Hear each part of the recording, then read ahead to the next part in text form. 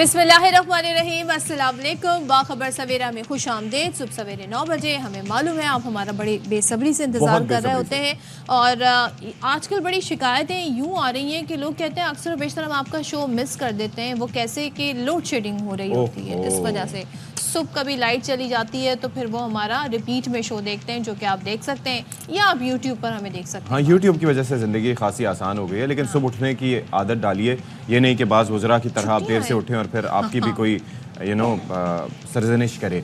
तो बहरहाल मैं आपके साथ अशफाक इसाक सती, मेरे साथ सदफ अब्दुल जब्बार और प्रोग्राम हराबा आखिर पर सवेरा। तो वैसे बताइए कि कैसे मामूल आपके चल रहे हैं। मैं ये इमेजिन करता हूँ कि ये एक तो बिजली दस्तयाब नहीं होती और दूसरा ये है कि जब बिल आते हैं तो हम बहुत परेशान हो जाते हैं और उसमें यकीन कीजिए कि दिल से ही कुछ अल्फाज निकलते हैं जिनको ज़ुबान पर नहीं लाया जा सकता। अच्छा, और वो कीमतों की वजह से मैं यूँ तो जैसे हम हॉरर फिल्म्स देखते हैं ना तो उनकी ड्यूरेशन बड़ी होती है, 1 घंटा होती है, 1.5 घंटा होती है। मैं आपको एक शॉर्ट हॉरर स्टोरी बताती हूँ। वो क्या? 200 यूनिट 3000 बिजली का बिल, 201 यूनिट 8000 बिजली का बिल। सो अब आप इससे अंदाज़ा लगा लें कि फिर एक 202, 203, 204 उसके बाद कहानी कहाँ जाएगी। लेकिन अब आपको ज़रा सा हम ये याद दिला दें, आपको याद है इलेक्शन हुए थे फेब में, वादे किए गए थे उससे पहले हमारे हुक्मरानों की जानिब से। उन्होंने कहा था, किसी ने कहा था 200 से नीचे जो यूनिट होंगे फ्री मिलेंगे, किसी ने कहा 300 यूनिट बिजली फ्री मिलेगी। अच्छा, वादों के नाम पे कभी मुझे 200 अरब डॉलर याद आते हैं और कभी ये 200 यूनिट याद आते हैं। समझ नहीं आता हम क्या वादों के लिए रह गए। 200 का चक्कर ही बुरा है। क्या हुआ तेरा वादा, वो कसम, अब तो सुर ही नहीं निकल रहे। क्या हुआ, तो जरा दिखाते हैं ना इलेक्शन से पहले क्या कहते थे। क्या हुआ? बिल भी कम होंगे, 200 यूनिट से नीचे जितने लोग हैं उनको मुफ्त बिजली मिला करें। मैं आपको इंशाल्लाह ताला 300 यूनिट मुफ्त बिजली दिलवाऊंगा। अगर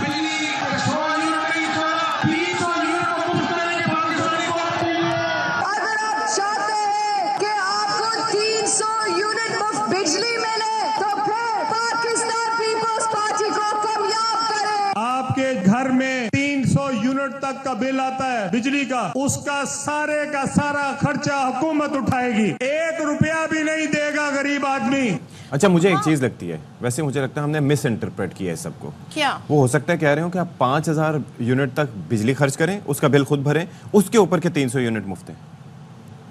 पता नहीं, लेकिन क्योंकि मंतक कुछ ऐसी है। मगर मैंने जो शुरू में बात बताई ना, 200 पे 3000, 201 पर 8000 का बिल, तो फिर 5000 भरने के बाद कितना मजीद बिल भरना पड़ेगा? तो बस ऐसे ही बढ़ेगा। आप बिल पिछले, आप मुझे एक बात बताएं ना, आपने इसी महीने का जून जुलाई का आप पिछले साल का बिल उठाएं और इस साल के बिल से उसका कंपैरिजन करें। यूनिट सेम होंगे या यूनिट कम होंगे, क्योंकि आपको भी और हमें भी एहसास अब हो गया होगा कि भाई बिजली की बचत बहुत ज़्यादा करनी है और ऐसे बचत करनी है कि आसपास के लोग आपको अब तो समझना शुरू हो गए हैं, क्योंकि हर किसी का यही हाल है। हम ये सवाल उठाते हैं कि भाई 200 यूनिट में आखिर घर में चलेगा क्या? ठीक है, 300 यूनिट में चलेगा क्या? लेकिन भाई यहाँ पर अब सिर्फ कम आमदनी वाले ही परेशान नहीं है, middle class, upper middle class सभी परेशान है।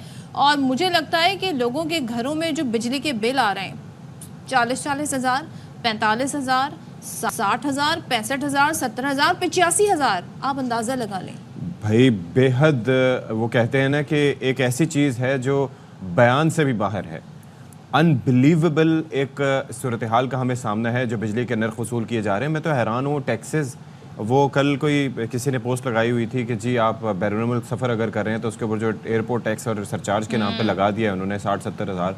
जस्ट इमेजिन कि उसकी वजह क्या है। फिर दूसरा, मुल्क में रहते हुए बिजली तो एक ऐसी चीज़ है जिससे आप भाग नहीं सकते। शदीद गर्म मौसम में आप कैसे गुजारा करेंगे? तो मैं हैरान परेशान हूँ। तो उसमें आप ये देखिए कि अभी राशिद महमूद साहब ने जिस तरीके से आपसे कुछ दिन पहले, आप ये देखें, ये उनका स्टेटमेंट जो सामने आया था बिजली का बिल सामने आने पे, आप मतलब क्या अफसोसनाक सूरत हाल है कि आप अपना घर चलाएं, आप चीज़ों को मैनेज करें या फिर उन बिल्स को भरें और इसके अंदर कई लोगों के बिल आपको देने पड़ते हैं। और आप अगर राशिद महमूद साहब की गुफ्तगू सुन सकें तो वो इंतहाई इकदाम उठाने को कह रहे हैं मैं कहाँ से 45 हज़ार बिजली का बिल भरूं। फिर कल हमने देखा कि इस तरह जो हमारी बड़ी मशहूर और मारूफ अदाकारा, डायरेक्टर, प्रोड्यूसर संगीता जी, उन्होंने भी ये शिकवा किया और वो ये कहती हैं जनाब कि मेरे घर में बिल आ गया है, एक एसी चलता है उस पर 60 हज़ार का बिल आ गया है। तो अब वो कह रही हैं कि मैं क्या करूँ सारी सूरत हाल में। तो ज़रा सुन लेते हैं वो क्या कहती हैं। हाँ, तो जब आप बिजली बिल का आप ब्रेक डाउन करें ना, तो जिसमें टैक्सेस हैं जो आपने देने और उन आईपीपीस के भी देने, रेंटल पावर हाउस के जो फंक्शनल नहीं है लेकिन उसके भी आपको टैक्स देने चलें पड़ते जी, हैं। इस पे अब बात कर लेते हैं। हम हमारे साथ मौजूद हैं लेजेंडरी डायरेक्टर प्रोड्यूसर मारूफ अदाकारा संगीता साहिबा। अस्सलाम वालेकुम संगीता साहिबा। वालेकुम जी, क्या हाल है आपके? संगीता आपा, अब ये बताना बड़ा मुश्किल है कि हाल कैसे है। मैं तो ये सोच रहा था कि आपसे बात हो तो आपसे पूछा जाए कि पाकिस्तान में फिल्म इंडस्ट्री का क्या हाल है, किस तरीके से हम इस सनत को बेहतर कर सकते हैं, किस तरीके से अच्छी मूवीज़ बना सकते हैं। लेकिन आप अंदाज़ा कीजिए कि मैं यहाँ पर बैठ के सदफ से आए रोज़ तस्करा कर रहा होता हूँ और कंपैरिजन कर रहा होता हूँ कि पिछले साल बिल क्या था और इस दफ़ा क्या हमारे होश उड़ा दिए हैं। आपने क्या सूरत हाल देखी? ये बिजली का बिल कहाँ जाके रुकेगा, मतलब क्या लग रहा है? और जिस तरह से रेट्स हाई किए हैं, क्या देने के काबिल रहे हैं? मुतवस्सित तबका भी अब इस काबिल नहीं रहा कि बिल पे कर सके। बिल्कुल बिल्कुल, मैं तो अब यही सोची हूँ कि कहीं जंगलों में चले जाएं जहाँ बिजली ना हो। हाँ, और जिस तरह आज से 200 साल पहले लोग रहते थे उस पर नहीं रहा जाए, क्योंकि हर चीज पे इतना टैक्स लगा हुआ है। तो गैस है जो कभी कभार आती है, 2 घंटे के लिए आती है, उस पर टैक्स है। कहाँ 200 का बिल आता था, अब इतना बिल आता है। पानी का बिल है, पानी तो खैर कराची में टैंकर आते हैं। ये फजूल बोझ है ना, माफिया है ये पानी का, जिन्होंने एका किया हुआ है और वो टैंकरों के जरिए पानी दे रहे हैं। वो तो जाहिर है जी। अब लाहौर में शुक्र है यहाँ नहीं है इस तरह का चक्कर, लेकिन लगता है यहाँ पर भी हो ही जाएगा आहिस्ता आहिस्ता। तो अब ये बिजली का बिल जो है, इसने तो मुझे बड़ा ही परेशान किया है। तो कभी जिंदगी इतना बिल नहीं आया जितना इस बार आया। कितना है वैसे? 60,000। अल्लाह अकबर। तो औसतन आपका कितना आया करता था? नॉर्मली तो पहले तो आता था, मतलब पिछले महीने जो आया था 36,500। ओहो, यानी कि एकदम से इतना स्पाइक। और आपने खुद ही कह रही कि अच्छा, आपने कोशिश की कि भाई जरा ओवर बिलिंग तो नहीं हो गई, कोई और मसला तो नहीं हो गया, कुछ राब्ते वगैरह करने की कोशिश की आपने संगीता जी? नहीं, कुछ समझ नहीं है। मैं तो यहाँ पर लाहौर आ गई शूटिंग के लिए। अब वो बच्चे को कहा है, मैंने कहा जाके भाई किस तरह हो, ताकि आधे पैसे तो दिए जाए ना। हाँ। आधे फिर देखेंगे क्या करें। अब कुछ समझ ही नहीं आ रहा है ऐसे। अच्छा, वैसे ये पिछले, मैं तो कंपैरिजन करता हूँ ना, क्योंकि हर महीने आहिस्ता आहिस्ता करके वो कहते हैं ना, स्लो पॉइजन पहले किया करते थे, अब ये है कि एकदम ही कहते हैं मार दो, तो अब वो एकदम ही आपको पता लगता है। लेकिन पिछले साल के मैं बिल देख रहा था, तो इस दफ़ा फर्ज करें मेरा 26-27 हज़ार बिल आया, तो पिछले दफ़ा कोई 7,000, 6-7 हज़ार, और वो भी ज़्यादा लगा करता था। अब तो मैं सोचता हूँ अगले साल तक रह गए तो फिर न जाने क्या होगा। फिर कहेंगे तनख्वाह डायरेक्ट इधर ही दे दिया करो, ले जाने की घर जरूरत है। हाँ बिल्कुल, जिस तरह महंगाई हो गई है, मेरे ख्याल में 2 लाख से ज्यादा ही लोग यहाँ से कूच कर गए, पाकिस्तान छोड़ गए वो, सिर्फ इसी वजह से। मतलब दुनिया के किसी मुल्क में खाने पीने की चीजें या ये बिजली बिल और ये कभी ज्यादा नहीं किए। जीने का उन्होंने हौसला तो दिया हुआ है कि जीना है, लेकिन यहाँ तो वो भी मतलब कर दिया कि नहीं आप जियो मत, खुदकुशी कर लो, मर जाओ। क्या करेगा बंदा? खाना खाएगा या बिल जमा करेगा? तो संगीता जी, हम जैसों का क्या हाल है तो पता नहीं, जो बेचारे मिडिल क्लास है उनका क्या हाल, उनका क्या हाल होगा। हाँ, तो यही मेरा आपसे सवाल है, क्योंकि हम राशिद महमूद साहब का भी बड़ा इस वक्त वायरल हुआ है गुफ्तगू, और वो 45,000 का बिल वो कह रहे हैं कि मैं नहीं इसे अफोर्ड कर सकता हूँ। तो यानी कि ये जो गवर्नमेंट कहती है मुतासिर ज़्यादा वो तबका होता है जो कम कमा रहा है, लेकिन यहाँ तो हम देख रहे हैं middle class, upper middle class सभी मुतासिर हो रहे हैं इस महंगाई से। ऐसे ही है? बिल्कुल ऐसे ही है, बिल्कुल ऐसे ही है। मतलब क्या करे बंदा, ये क्यों ऐसा कर रहे हैं, पता नहीं क्या हो गया इन लोगों को। मतलब हम लोगों से ही मतलब खून ले रहे हैं, हमारा ही खून ले रहे हैं ये। अच्छा, आपको लेना है टैक्स लेना, बड़े बड़े लोगों से लो भाई, जिनके पास है उनको परवाह भी नहीं है इन चीजों की। लेकिन मिडिल क्लास और लो तबका, अब बेचारा मजदूर जो रोज का 800 कमाता है या 1000 कमाता है, उसके घर का बिल इतने आ रहे हैं, वो भी परेशान। लेकिन संगीता आपा, जो आप ये देखिए ना कि अगर उनको बड़े लोगों को परवाह ना हो, वही तो असेंबलियों में बैठे हैं, वही तो हर जगह बैठे हैं, तो वही तो अपने मुफादात का तहफ़्फ़ुज़ करते हैं। यहाँ पर तो आप कह रही थी कि अभी मुल्क से बाहर जाएंगे, अब आप देखें बाहर जाने के लिए जो परवाज़ें हैं उन पर टैक्स जो लगा दिया गया है कि हर जगह जाने से इंसान सोचेगा। पहले बिजली का करंट लगने से डर लगता था, अब इस बात से डर लगता है कि बिल ना आ जाए। अंदाज़ा कीजिए। जी जी बिल्कुल ऐसे ही है, ऐसे ही है। किराए भी इन्होंने इतने बढ़ा दिए कि कुछ आते। तो बस अल्लाह पाक रहम करे। Thank you so much Sangeeta ji, आपने वक्त निकाला। और जाहिर है जब इस तरीके से आवाज़ उठती है तो फिर कहते हैं ना, लोग भी रिलेट करते हैं। एक आम आदमी का जो दुख और दर्द है फिर वो पहुंचता भी है ऐवानों तक। आई होप पहुंचे ये आवाज़ें। दूसरी जानिब हम ये देख रहे हैं कि महंगाई जो है वो अपनी जगह, उस पर बिजली के बिल, लोग बड़ा खुश होते थे। महीना शुरू हो गया है, 1 तारीख है, 2 तारीख सैलरी आएगी, लेकिन अब लोग ये परेशान होते हैं सैलरी आके बचेगा क्या। अब भी खुश हैं, अब भी खुश होते हैं 1 तारीख तक। हाँ। दूसरी आते आते उनकी सारी खुशी मान पड़ जाती है। हाँ। और आप एक चीज़ यहाँ पर जो किसी भी कीमत के हवाले से, किसी चीज़ के हवाले से टैक्सेशन ज़्यादा है या मनमानी कीमतें वसूल की जाती हैं। जो डेयरी फार्मर्स हैं उनके आपने मामला देख लिए कि वो किस तरीके से दूध की कीमतों में इजाफा कर देते हैं। चले वो तो फिर भी एक बात है।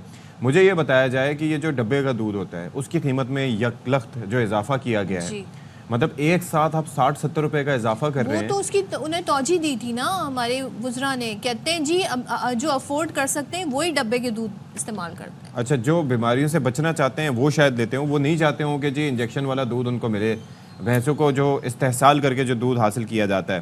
तो ऐसे में अब हर चीज़ पे टैक्स लगा देंगे। फिर वो कहेंगे कि जी वो लोग जो बाइक रखते हैं चूँकि वो अफोर्ड कर सकते हैं, वरना तो पब्लिक ट्रांसपोर्ट पे भी जा सकते हैं, वो लोग जो गाड़ियाँ रख सकते हैं उनके ऊपर इस चीज़ का भी टैक्स। तो क्योंकि आपकी गाड़ी जब सड़क पे चलती है तो वो स्पेस घेरती है, उसका भी टैक्स।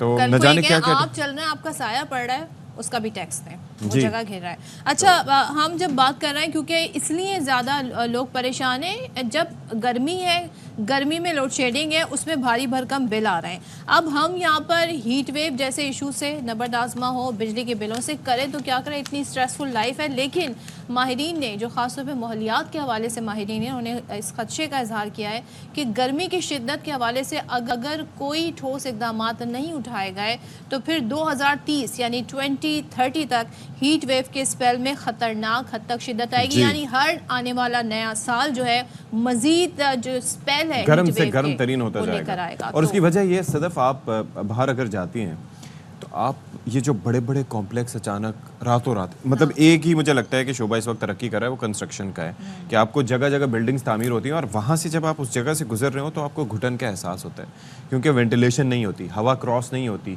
तो आप सोचें कि जो ऐसे छोटे छोटे यूनिट्स में जो लोग रहते होंगे, जो ऑलरेडी फ्लैट्स में रह रहे हैं, उनकी ज़िंदगी कैसे गुजरती होगी, फिर आसपास के माहौल पे उसका असर क्या पड़ता होगा।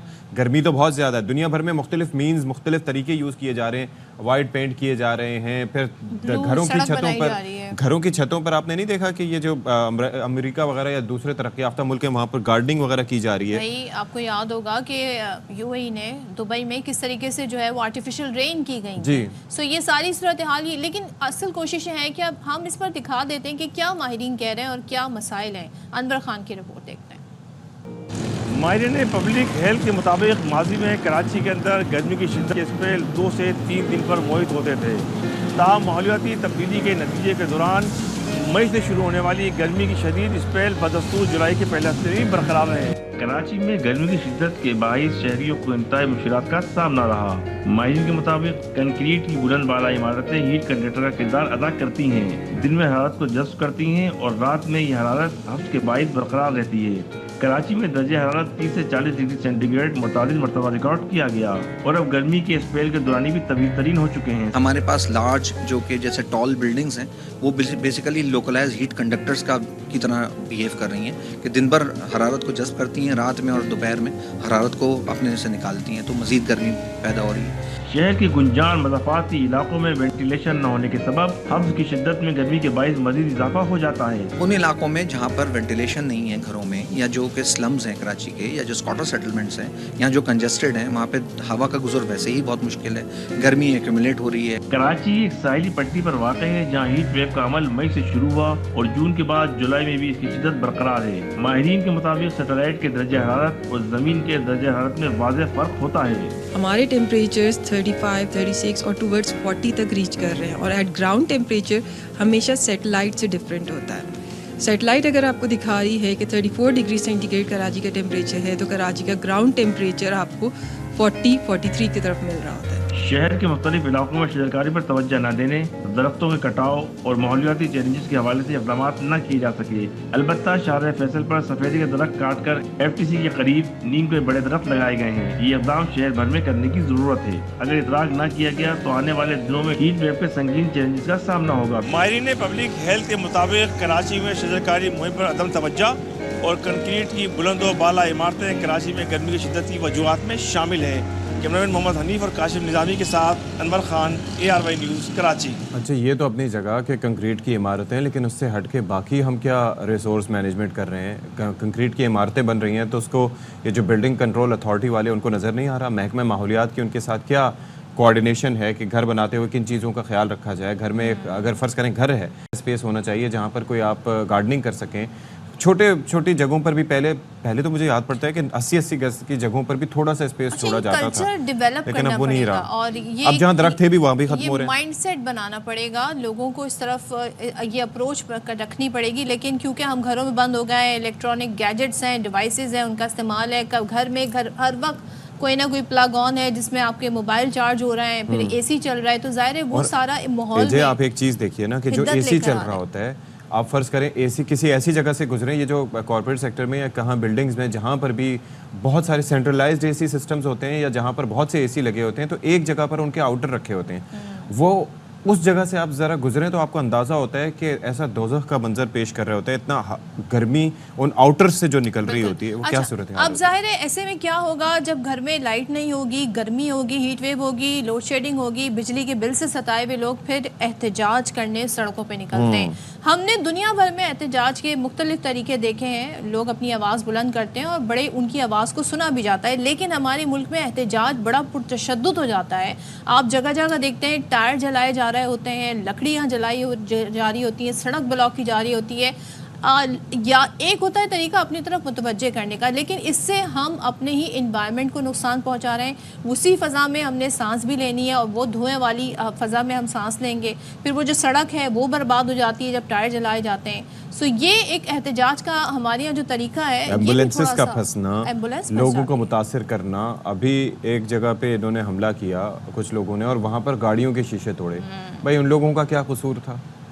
और वैसे भी आप अगर अपनी बात पहुंचा रहे हैं तो आप तशद्दुद करेंगे तो आगे से भी उसका जवाब तशद्दुद की सूरत में आएगा। तो बहरहाल इस पर एक रिपोर्ट है हमारे पास, क्या है सदर? इसमें हम आपको दिखाते हैं हमारे यहाँ एहतजाज के क्या तरीके अपनाए जाते हैं। यानी कि ओवरऑल अवाम जो है बहुत ज़्यादा चिड़चिड़े हो गए हैं, उनके मिजाज में तलखी भी आ गई है, क्योंकि ये वो मसाइल हैं जो साल हर साल से यही मसला है। पानी का मसला है, बिजली का मसला है। उनकी ज़िंदगी के हालात बेहतर होने के बजाय, यानी कहते हैं ना वक्त के साथ आप सेटल होते हैं लाइफ में, लेकिन आप उसी पॉइंट पर खड़े हैं। तो और आप फिर ये कहते हैं कि जब मुझे कोई चीज़ हासिल नहीं हो रही तो दूसरों को हासिल क्यों? स्ट्रेस लेवल चेक करें। स्ट्रेस लेवल होता है, लेकिन उसको किस तरीके से हम अपनी ये जो नेगेटिव एनर्जीज हैं इनको किस तरीके से चैनल कर सकते हैं और एहतजाज का क्या मौसर तरीका हो सकता है और इंसानी नफ्सियात किस तरह से इस तरह की चीज़ों से रोज़ मुतासर होती है, इस पर बात कर लेते हैं। प्रोफेसर उस्मा अली साहब हमारे साथ मौजूद हैं, साइकेट्रिस्ट। बहुत शुक्रिया जी आप तशरीफ़ लाई। मैं ये सिर्फ जानना चाह रहा था कि अब हमारे यहाँ हम एक अरसे से ये देख रहे हैं कि कुछ भी हो जाए सड़कों पर टायर जला दिए, कुछ भी हो जाए गाड़ियों पे तोड़ फोड़ की। मेरा उसमें नुक्ता नज़र ये है कि अगर आप गाड़ियाँ जला रहे हैं तो आपके ही जैसे लोग हैं जिनकी आप नुकसान पहुँचा रहे हैं। अगर आप सिग्नल तोड़ रहे हैं तो आप ही वहाँ से गुजरते हैं, क्योंकि जिनको आप पैगाम पहुँचाना चाहते हैं तो वो ऑलरेडी सिग्नल फ्री, उनके लिए सब कुछ होता है। फिर अगर आप टायर जलाते हैं तो उससे उसी माहौल पर असर पड़ता है जहाँ पर आप रह रहे होते हैं। तो ये बेसिक चीज़ें जो हैं इनकी अंडरस्टैंडिंग क्या हमारे पास नहीं है या हम समझ नहीं पाते कि हमें क्या करना है और क्या करना चाहिए एहतजाज करते हुए? अच्छा, जैसे आपने बात की कि टायर जलाते हैं और लोग असल में मॉडलिंग करते हैं, तो अभी से पहले तक बहुत दफ़ा जब एहतजाज किया गया है अवाम की तरफ से तो यही तरीके अपनाए गए हैं ना। तो लोग एहतजाज तो उस वक्त कर रहे होते हैं जब उनकी बेसिक नीड्स पूरी नहीं हो रही होती है। जैसे बिजली गैस की आपने बात की, आपने खुराक की बात की। बेसिक अगर नेसेसिटीज़ पूरी नहीं होंगी तो लोगों में स्ट्रेस बढ़ता है, इनसिक्योरिटी बढ़ती है, एंजाइटी बढ़ती है और वो कहीं ना कहीं जाकर बात करना चाहते हैं, अपना पैगाम पहुंचाना चाहते हैं कि हम परेशान हैं, हमारे मसाइल को हल किया जाए। और ज़ाहिर है जमहूरी हुकूमत है तो उसमें किससे कहेंगे, लोगों से, हुकूमत से ही बात की जाएगी कि उनके मसले का हल निकले। हमें ऐसा क्यों लगता है, तरीके कार गलत हो जाता है, हमें ऐसा क्यों लगता है कि जब तक हमारा एहतजाज जिसमें किसी इमलाक को नुकसान पहुंचाया जाएगा। जैसे सड़क की बात कर लें, सड़क हम चाहते हैं हमारे शहर की सड़कें अच्छी हों, यही होना मुश्किल बनती है। उसमें गड़े पड़े ना हो, हम टैक्स देते हैं तो हम ये सहूलत हम डिजर्व करते हैं। लेकिन जब हम उस सड़क पे टायर जलाएंगे, फिर वो उस पर डामर बन जाएगा पूरा, फिर वहाँ पे गड़ा बन जाएगा, जब उस पर मजीद हैवी जो है वो ट्रांसपोर्टेशन गुजरेगी, फिर आप उसी सड़क को लेके रोएंगे, गिला करेंगे। तो ये जो एक माइंड सेट है, हम इसे कैसे मुहज़्ज़ब में भी तब्दील करने की ज़रूरत है ना। यहाँ पे वही तालीम की कमी है। हमें पता नहीं है कि हमें एहतजाज किस तरह करना है। पुरअमन एहतजाज भी होता है ना, बहुत से मुल्कों में आपने देखा होगा कि लोग वॉक करते हैं, आवाज़ उठाते हैं, होते नहीं है। और हमारे यहाँ ये है कि लोग एहतजाज करते भी हैं तो उसको रोका जाता है। ज़ाहिर है वो जब टायर जलाएंगे, नुकसानात पहुँचाएंगे तो कहीं ना कहीं फिर कंट्रोल भी आ जाएगा ना, पुलिस वहाँ पे रोकेगी तो गुस्सा और वो जो वायलेंस है वो और ज़्यादा बढ़ जाएगा। तो अपनी बात पहुँचाने के लिए हमें पुरअमन एहतजाज करने की ज़रूरत होती है। लेकिन जब इतना इन्फ्लेशन बहुत ज़्यादा हमारी कंट्री में हो गई है, अभी भी आपने बजट देखा होगा कि काफ़ी ज़्यादा चीज़ों की कीमतें बढ़ गई हैं। पेट्रोल की कीमत बढ़ती है तो खाने पीने की हर चीज़ की कीमत बढ़ जाती है। लेकिन जब डॉलर कम होता है, पेट्रोल की कीमत कम होती है, तो वो जो खाने पीने की चीज़ों की कीमत बड़ी होती है वो कम नहीं होती है। अच्छा, लेकिन इसके अंदर उससे भी लोगों के अंदर ज़ाहिर है स्ट्रेस भी बढ़ता है, उनकी होपलेसनेस बढ़ती है और उनका एंगर भी बढ़ता है। अब इस सिचुएशन में कि प्रोटेस्ट भी लोग करें, अब एक विशस साइकिल है बेसिकली। वो साइकिल क्या है कि प्रोटेस्ट होता है, अगर आप वॉक करके देख लेना, nobody will care about it. जब ये पुरतशद्दुद एहतजाज करते हैं तो आगे से भी लोग उठ के आते हैं, सुनते हैं, वरना कोई पूछता भी नहीं है। इस विशस साइकिल को हल करने के लिए स्टेप कौन ले? गवर्नमेंट स्टेप ले, लोग स्टेप लें? कैसे लोग किस तरीके से अपने आप को अंडरस्टैंड करें? क्या करें? लोगों को हमें यहाँ से अवेयरनेस देने की ज़रूरत है। थ्रू मीडिया भी हम बात करें कि एहतजाज करने में कोई हर्ज नहीं है। हर कौम जो है अपने राइट के लिए आवाज़ तो उठाएगी। वो कैसे, यानी एक कलेक्टिव आवाज़ होती है जब आप किसी एहतजाज की तरफ जाते हैं। लेकिन पुरअमन एहतजाज को प्रमोट आप करेंगे तो ही फिर ये जो लोग तशद्दुद के साथ एहतजाज करते हैं वो कम होना शुरू होगा।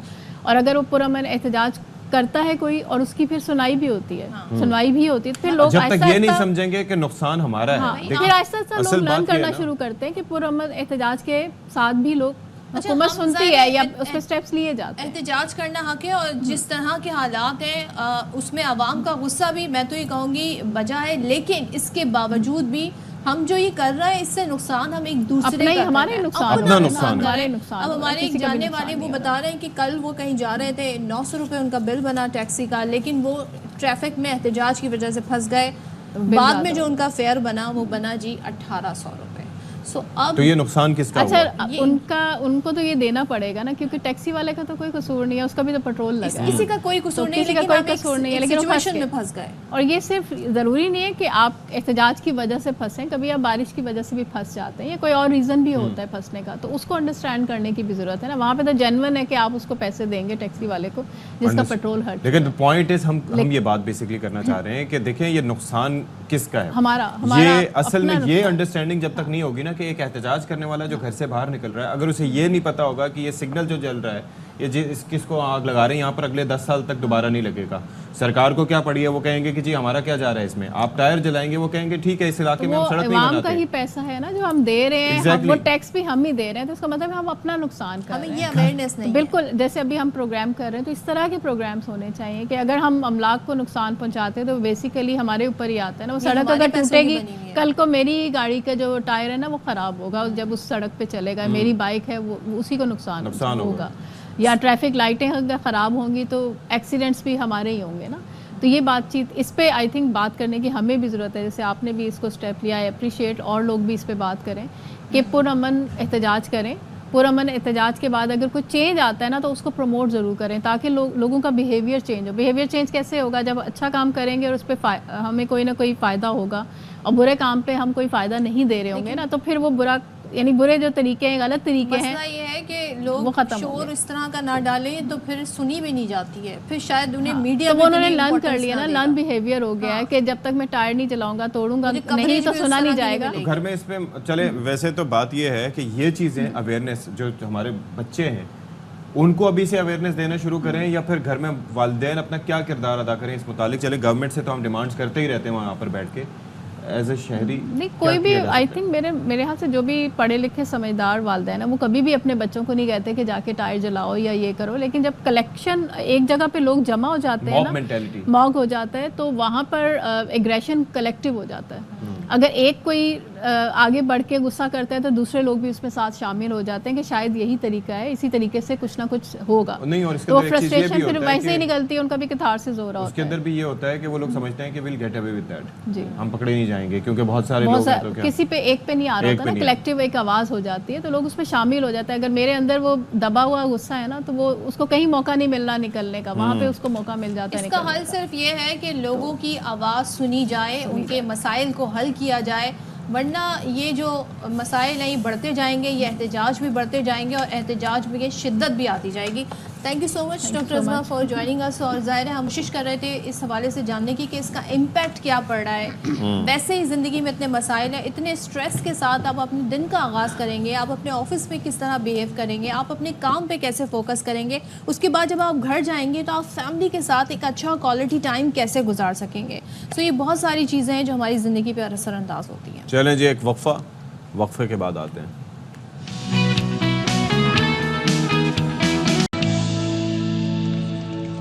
Welcome back once again. और ज़रा सियासी माहौल के हवाले से बात कर लेते हैं, जिसमें हम देख रहे हैं यूँ तो हम गर्मी और सारे मसाइल डिस्कस करते हैं, मगर हमारी सियासत में भी बहुत कुछ हो रहा है।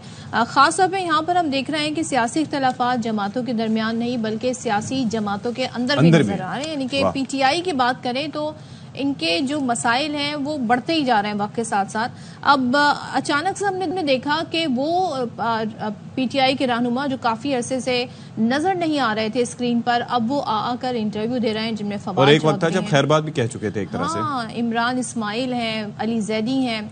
अब उसके बाद जब सवाल पूछा जा रहा है जो इस वक्त क़यादत संभाले हुए हैं PTI की उनसे, तो तर्जुमान PTI रऊफ हसन ये कहते हैं जी फवाद चौधरी, इमरान इस्माइल और अली जैदी पार्टी का हिस्सा नहीं है। जबकि फवाद चौधरी पहले ही कह चुके थे कि अगर मैं PTI नहीं हूँ तो फिर कौन हूँ मैं। और एक रऊफ हसन साहब ने बात की कि इन्हें एक्चुअली पार्टी को कमज़ोर करने के लिए लाया गया है। सो वो ARY न्यूज़ के प्रोग्राम में बात कर रहे थे और दावा कर रहे हैं कि क्या होने जा रहा है सारी सूरत हाल में, ज़रा वो सुन लेते हैं।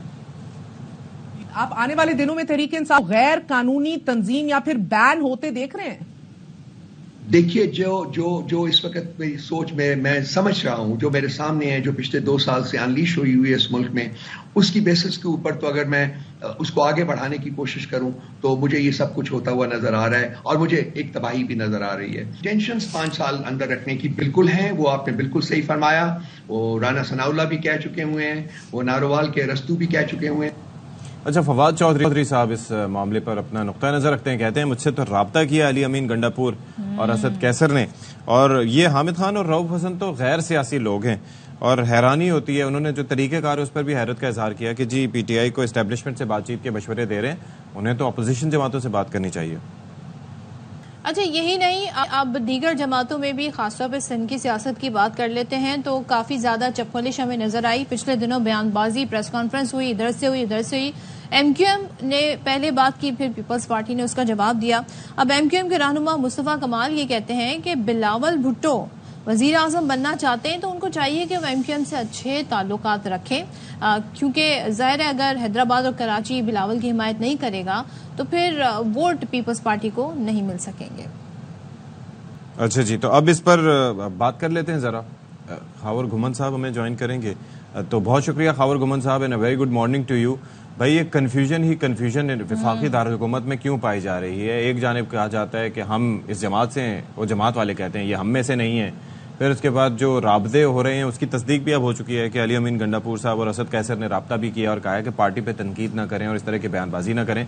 ये हो क्या रहा है? पहले पार्टियों और एक जमात के दूसरे जमात से ताल्लुकात पे हम बात करते थे, अब विद इन द पार्टी जो हो रहा है उसके अंदर हम उस मामले पे बात करें। क्या मामला है ये? देखें, एक बात तो तय है कि अगर आप देखें सुबह से लेकर शाम तक पाकिस्तान के तमाम जो बड़े टेलीविजन चैनल्स हों, बड़े मीडिया हाउसेज, अखबारात, कॉलम्स, आप हर चीज देखें उसमें एक ही चीज डिस्कस हो रही है, वो ये कि पाकिस्तान तहरीक इंसाफ की सियासत, उसके ऊपर आपने देखा बहस हो रही है। तो ये जो आर्गूमेंट अक्सर लोग किया करते थे कि जनाब आला देखें तहरीक इंसाफ तो एक सियासी जमात है ही तो नहीं, तहरीक इंसाफ का तो बिल्कुल एक फैन क्लब है, और इसके ऊपर ये आर्गूमेंट बिल्ड किया जाता था। तो मेरे ख्याल में उसकी तो नफी हो गई। तहरीक इंसाफ पाकिस्तान की एक बहुत बड़ी हकीकत है, और 8 फरवरी को हकीकत खास तो तौर अलग पर चीज खबर, लेकिन इस वक्त तो पार्टी के अंदर इतने इख्तलाफात हैं कि समझ ही नहीं आ रहा। जो छोड़ के चले गए थे वो आके दावा कर रहे हैं, तो ये हम जानना चाह रहे हैं कि ये क्या चक्कर है। सदफ, मैं बिल्कुल उसी तरफ आ रहा हूँ। आप मुझे थोड़ा सा एक मिनट रादर 30 सेकंड दे दें, मैं आपको बिल्कुल समझा देता हूँ। देखिए, 8 फरवरी को पूरे पाकिस्तान से लोग निकले, लोगों ने वोट दिया। 8 फरवरी को लोगों के पास निशान नहीं था तरीके इंसाफ के, बड़े ही गैर मारूफ लोग खड़े हो गए थे। पार्टी ने जिस अंदाज से कैंपेन की वो आपके सामने है ना, जलसे करने की इजाजत, ना आपने कहीं पे कोई कैंप लगाने की इजाजत। इवन जिस दिन पोलिंग डे था उस दिन भी आपको जो आपने वो आपसे वो जो पोलिंग स्टेशन के ऊपर आप कैंप लगाने तो वो भी आपको लगाने की इजाजत नहीं थी। इसके सबके बावजूद लोगों ने वोट दिया। तो जो पार्टी की एक बुनियाद है या पार्टी की हैसियत है, वो एक हमें बड़ी ही जो है जोरदार अंदाज से हमारे सामने उभरी। अब प्रॉब्लम ये हो रही है कि उसके बाद से जो भी मैंने पहले भी आपसे एक दिन अर्ज किया था कि जो हल्के की सियासत करने वाला सियासतदान है उसके पास 2-3 ऑप्शन है। या उसने तरीके इंसाफ के अंदर रह के अंदर सियासत करनी है। मैं खास तौर पर अगर पंजाब की बात करूं, वैसे पाकिस्तान में भी पाकिस्तान मुस्लिम लीग नून है, वो तो है ही पंजाब में, या फिर पाकिस्तान पीपल्स पार्टी है। तो जाहिर है मैंने अगर आप हैसियत सियासतदान अगर अपनी जगह बनानी है, कोई रेलिवेंस ढूंढनी है, तो उसके लिए मुझे फिर पार्टी के अंदर रहना पड़ेगा, कि पार्टी के अंदर जाने की कोशिश करनी पड़ेगी। तो बुनियादी तौर पर ये चीज समझने की कोशिश करें कि रऊफ हसन साहब तो एक डिफरेंट बात कर रहे हैं ना। वो तो कह रहे हैं जी इन्हें तो छोड़ा गया है पार्टी कमजोर करने के लिए। तो अब आ जाते हैं, देखिए ये जो एक आर्गुमेंट बिल्ड किया जा रहा है, जो पार्टी के अंदर जो 2-3 ग्रुप हमें नजर आ रहे हैं कि जी पार्टी को कमजोर करने के लिए ये लोग कर रहे हैं। कम से कम मैं रऊफ हसन साहब की इस बात से बिल्कुल मुत्तफिक नहीं हूँ। देखें, पार्टी उस दिन कमजोर होगी पाकिस्तान तरीके इंसाफ जिस दिन बानी पीटीआई इमरान खान अपने उनका जो भी उन्होंने प्रिंसिपल अपनाया हुआ है उससे पीछे हटेंगे। वो एक डील लेके दूसरे लीडरान की तरह मुल्क से बाहर चले जाएंगे या सेल्फ एग्जाइल के अंदर चले जाएंगे, जो अपना वोट का अगर जो वी अंडरस्टैंड योर पॉइंट। लेकिन खबर साहब मैं कुछ जानना चाह रहा हूँ। तो पार्टी कमजोर नहीं होगी। ठीक है, पार्टी कमजोर नहीं होगी, लेकिन इस वक्त हम किस चीज पे बात कर रहे हैं? हम इस वक्त किस चीज पे बात कर रहे हैं? हम ये बात कर रहे हैं बेसिकली कि ये कंफ्यूजन जो फैली हुई है, यानी कि एक बंदा कह रहा है कि मैं पार्टी में, और दूसरा बंदा जो इस वक्त पार्टी का करता धरता है वो कह रहा है कि ये हम में से नहीं है और ये इस तरह से करें। अब आपने बानी पीटीआई की बात की तो ऑब्वियसली उन तक ये खबरें तो पहुंच रही होंगी, कुछ वहां से कोई बीच बचाव कोई मिसालियत की कोशिश। एग्जैक्टली, तो होना क्या चाहिए और हो क्या रहा है? बेसिक बात ये। देखिए, दो दिन पहले एक कुछ तो आज मुलाकातें होनी है। 2 दिन पहले जब वो वहां पे 190 मिलियन का पाउंड का जो केस था वहां पे हेयरिंग हो रही थी, तो बानी पीटीआई ने जब बात करना चाही, वो अपने वहां पे रिपोर्टर जो कोई तो दूर बैठे होते हैं, तो वो वहां पे वो इस अंदाज से माहौल बनाया गया कि वो बात भी क्लियर नहीं कर रहे थे। लोग वहां पे जर्नलिस्ट सवाल करना चाह रहे थे तो वो सवाल भी नहीं हो पा रहे थे। तो ये जिस दिन देखिएगा ये कम्युनिकेशन, ये जो राब्ता थोड़ा सा बहाल होगा, बानी पीटीआई फर्ज करें, जाहिर है एक बड़ी प्रॉब्लम हमें नजर आ रही है। बानी पीटीआई जिस दिन बाहर आते हैं या उनकी एक बराह रास्त उस अंदाज से कम्युनिकेशन सामने आ जाती है, फर्ज करें आज ये जो मुलाकात होनी है और अगर ये लोग चले जाते हैं तो वो वहां पे बाहर आके बता देंगे लोग कि ना ये फैसले हुए। तो मेरी नजर में सदी साहब ये एक स्ट्रॉ मैन एक टी कप है, इसमें कोई वो इबहाम बिल्कुल नहीं है कि पार्टी ने क्या करना है क्या नहीं करना। बिल्कुल ये हर पॉलिटिकल पार्टी के अंदर इस तरह के होते हैं। अभी कल ही देखें हनीफ अब्बासी साहब ने ख्वाजा आसिफ साहब को दोनों जो है पार्टी के अंदर उन्होंने रगड़ दिया जनाबे वाला। तो ये कोई मैं नहीं समझता ये कोई बड़ा इशू है तरीके इंसाफ के लिए या तरीके इंसाफ कमजोर हो रही है। अच्छा। जाहिर है रेलेवेंस पार्टी के अंदर ये जो लोग हैं हर बंदा अपनी ढूंढने की कोशिश कर रहा है, और चूंकि इस वक्त बानी पीटीआई जो है उनके साथ जो कम्युनिकेशन के मसाइल हैं वो उसके अंदर काफी ज्यादा रुकावटें हैं। आज मुलाकात होगी तो वो जरा तस्वीर हमारे सामने और क्लियर हो जाएगी। Thank you so much. खबर बात कर रहे थे, still there is something more, जो कहते हैं ना कि अभी समझ नहीं आ रही कि अचानक से इन लोगों का आज सामने आना और उस पर सवालात उठना और फिर इन दोनों से ही ग्रुप से मुलाकात का आज हो जाना। देखते हैं क्या सूरत हाल बनती है। अब जब हम बात ही कर रहे हैं तो जरा हम इस कैनवस को आगे और फैलाते हैं और यूके पहुंच जाते हैं, क्योंकि यूके में आज हो रहे हैं आम इंतखाबात और 2022 में ऋषि सुनैक वहां के वजीर आजम बने। तो अब देखते हैं जी अब किसका पलड़ा भारी रहेगा, और वोटिंग शुरू हो जाएगी 7 से 10 बजे तक वोटिंग। तो 650 नशस्तों पर पोलिंग होगी और 7 बजे से रात 10 बजे तक बगैर किसी वक्फे के जारी रहेगी। और रुझान किस तरफ है वोटर्स का, ये बड़ा इंटरेस्टिंग है जानना, और उसमें क्या नताइज की तवक्को की जा सकती है। 5 जुलाई को इसके नताइज भी आ जाएंगे, कल तक यानी कि।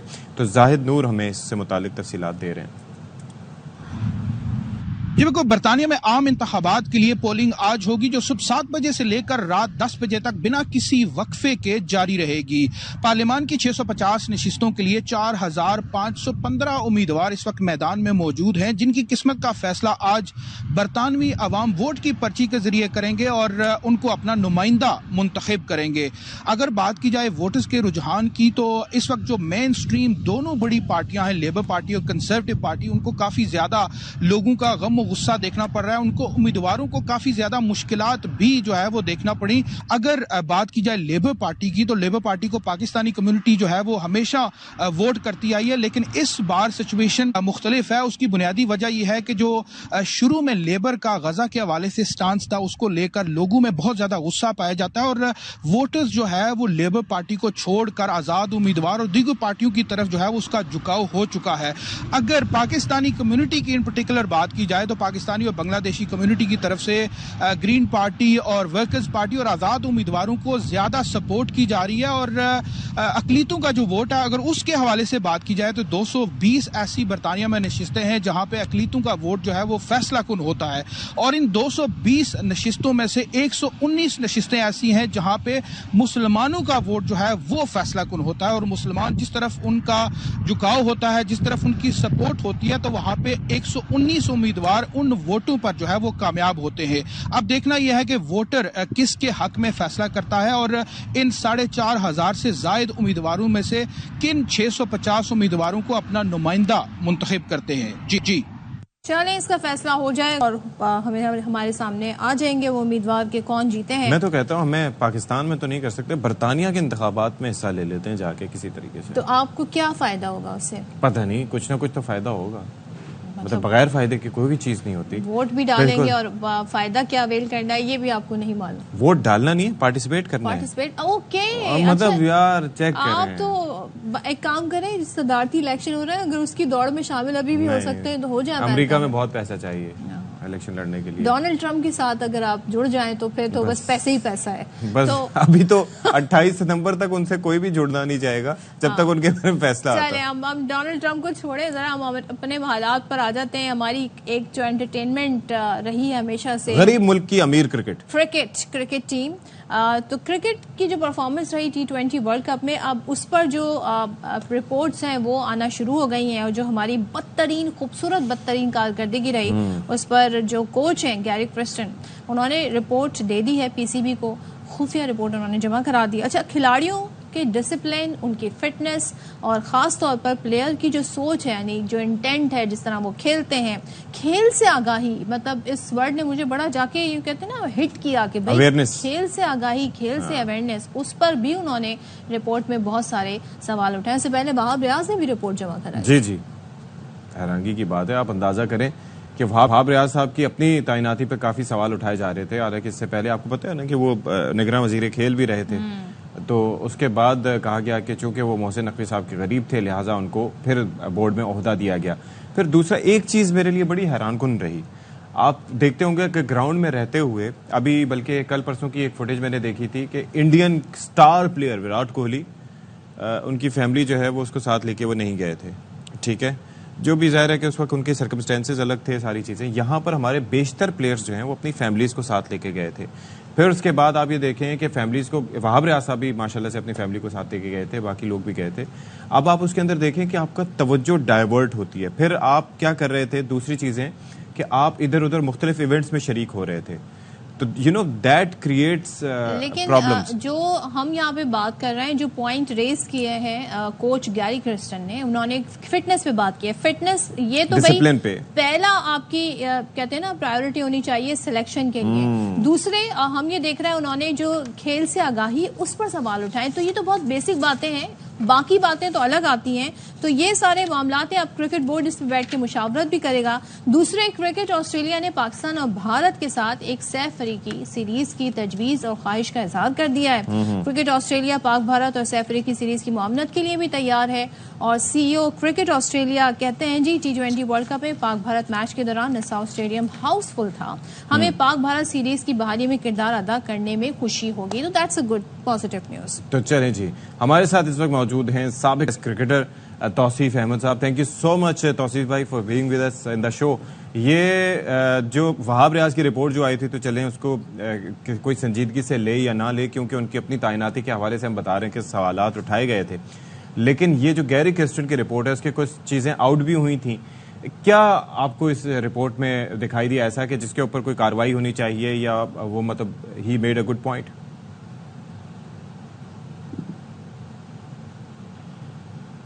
जी तौसीफ साहब, अस्सलाम वालेकुम।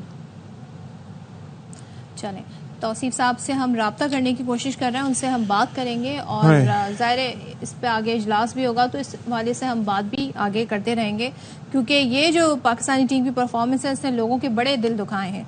और फिटनेस को लेके तो भाई कोई कॉम्प्रोमाइज़ नहीं होना चाहिए। अच्छा, तो बहरहाल इस पर हम बात करेंगे आगे चल के। अच्छा, सेफ सिटी के हवाले से हम थोड़ा सा आपको अपडेट कर दें। इस्लामाबाद लाहौर को सेफ सिटी कहा जाता है, क्योंकि वहाँ पर पूरा एक नेटवर्क मौजूद है सिक्योरिटी कैमरास का। उसके अंदर फिर वॉइस रिकग्निशन और तरह तरह के पता नहीं कौन कौन से फीचर्स हैं, जिससे शहरियों की सिक्योरिटी को, सेफ्टी को यकीनी बनाया जाता है। अब कराची में बाकायदा तौर पर सेफ सिटी प्रोजेक्ट का आगाज़ हो गया है। किस तरीके से काम करेगा, कितने अरेंजमेंट्स किए गए हैं, नज़ीर शाह में बता रहे हैं। आप बिल्कुल देखें, कराची के शहरियों के लिए बड़ी खबर है। सेफ सिटी के पहले फेज का बाकायदा से आगाज कर दिया गया है और कराची के 6 मकामात पर सेफ सिटी के ये पोल नस्ब कर दिए गए हैं। इस वक्त डीजी सेफ सिटी और एनआरटीसी के प्रोजेक्ट डायरेक्टर यहाँ पर मौजूद हैं। हम इनसे पहले DG safe city Asif Ijaz Sheikh से बात करेंगे। आप ये बताइएगा, कितनी जगहों पे अब तक पोल लगाए गए और कितने लगाए जाएंगे? टोटल 6 पोल लग गए हैं। ये एक पोल पे हम खड़े हैं, इस तरह के 5 पोल और लगे हैं। अब इन पोल्स पे ना कैमरेज लगना शुरू हो जाएंगे। 20 दिन के अंदर आपको यहाँ पे पहला कैमरा नजर आएगा। ये इंटेलिजेंट कैमरे होंगे, एक एक चीज की मॉनिटरिंग करेंगे और फिर वो जो कमांड एंड कंट्रोल रूम का है पुलिस का, फिलहाल वहाँ पे फीड आएगी, वो उधर रिकॉर्ड होता जाएगा।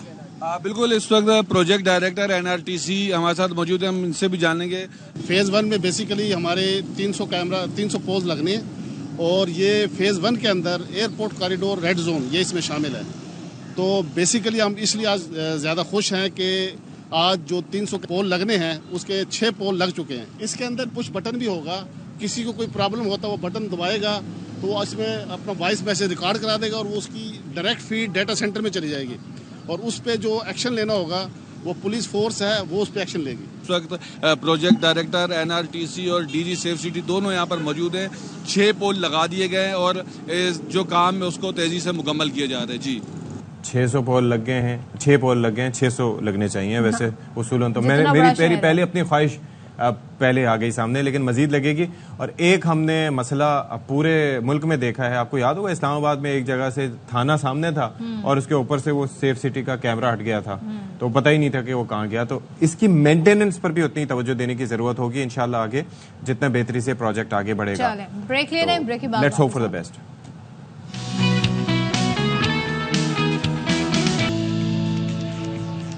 Welcome back. एक बार फिर से आप सबका खैर मकदम है बाखबर सवेरा में। 1 घंटे के बाद अगले घंटे में आपके सामने तरोताज़ा और चाको चौबंद होकर हम आपके सामने इस वक्त बराजुमान हैं सदफ अब्दुल जब्बार और अशफाक साग सिद्दीकी। तो बताएं कैसा गुजर रहा है आपका वक्त हमारे साथ? ठीक ठाक है, सब खैरियत से हैं? मिल गया आपको? जी सब ठीक है। अच्छा। जो मुल्क के बालाई इलाकों में है वो भी ठीक है और जो कराची में है वो भी कह रहे हैं कि अब कुछ मौसम बेहतर है निस्बतन। हब्स हालांकि हो जाता है, लेकिन अब क्या किया जा सकता है। आज तो ऐसा लग रहा था जैसे बस अब बारिश बरसी तो मौसम कुछ छींटे यूं करके बरस रहे थे ना। और रात गए हमने सुना है बूंदाबांदी भी हुई है। तो ये नहीं भाई सुबह भी हो रही थी, हल्की फुल्की हल्की फुल्की। कराची एक्चुअली है इतना बड़ा कि किस जगह बारिश हो जाती है, किस जगह बूंदाबांदी पता नहीं चलता। अक्सर बेशतर दूसरे इलाके के लोग एक दूसरे से पूछ रहे होते हैं हुई थी बारिश, अच्छा हमारी तरफ तो नहीं हुई। खैर ये मामला तो है। एक अगेन फिर से हम जरा क्रिकेट पर आ जाते हैं। अभी मैं पढ़ रही थी कि हमारे जो प्लेयर हैं शादाब खान, उन्होंने जी लंका प्रीमियर लीग हो रही है वो फॉर्म में वापस आ गए। जी। तो अब आप सोचिए T20 के बाद वो फॉर्म में वापस आ गए। उन्होंने अपना जो स्पेल कराया उसमें उन्होंने 21 रन देके 4 विकेट। आप समझ नहीं पा रही हैं क्या वो वहीं पर ही फॉर्म में आते हैं। ये यहाँ पर PSL होगा, यहाँ पर फॉर्म में आएंगे, या फिर कोई ऐसी लीग हो रही होगी उसमें फॉर्म में आएंगे। लेकिन जहाँ पर कंपेटिटिव क्रिकेट होती है, जहाँ पर अच्छी ब्रांड होती है क्रिकेट की, वहाँ पर कुछ प्लेयर्स फॉर्म में नहीं आते, विच इज़ वेरी अनफॉर्चुनेट। हम तो चाहते हैं सारी चीज़ अब सामने आ गई हैं, तो जो हमारा डोमेस्टिक स्ट्रक्चर है क्रिकेट का उसमें भी तब्दीली लाई जाएगी, और ख़ास तौर पे बुनियाद बेसिक जो होगी वो जो रिपोर्ट्स दी गई हैं गैरी क्रिस्टन अब वहाँ रियासत की जानिब से उनकी बुनियादों पर तो जी हम बात कर लेते हैं। फिर तो तौसीफ अहमद साहब हमारे साथ अब मौजूद हैं। Good morning to you Tauseef भाई। और ये जो रिपोर्ट्स आ रही हैं, अब तो खैर जो होना था हो गया।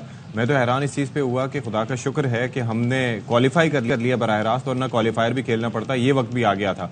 आप एक अरसे से क्रिकेट टीम के मामलात पर बात भी करते आए हैं, और जाहिर है कि गम गुस्सा तो हर जगह ही पाया जाता है, लेकिन अब मामला मायूसी तक पहुंच गया है। ये जो रिपोर्ट गैरी क्रिस्टन ने जमा कराई है, इसमें कौन सी ऐसी चीज़ है जो आपके लिए हैरान कुन है?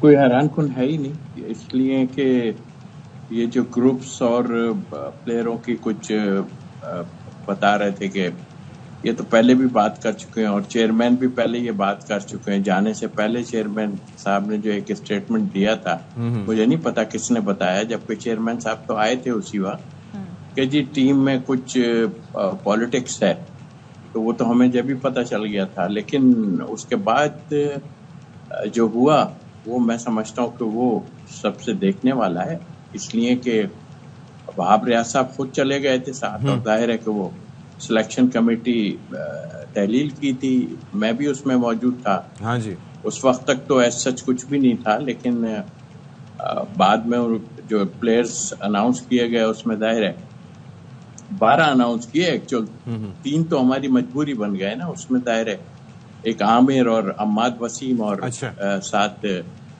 तौसीफ भाई, निहायत माजरत के साथ अभी आपको यहाँ पर रोकेंगे हम, क्योंकि वजीर आजम साहब इस वक्त दौरे पर हैं।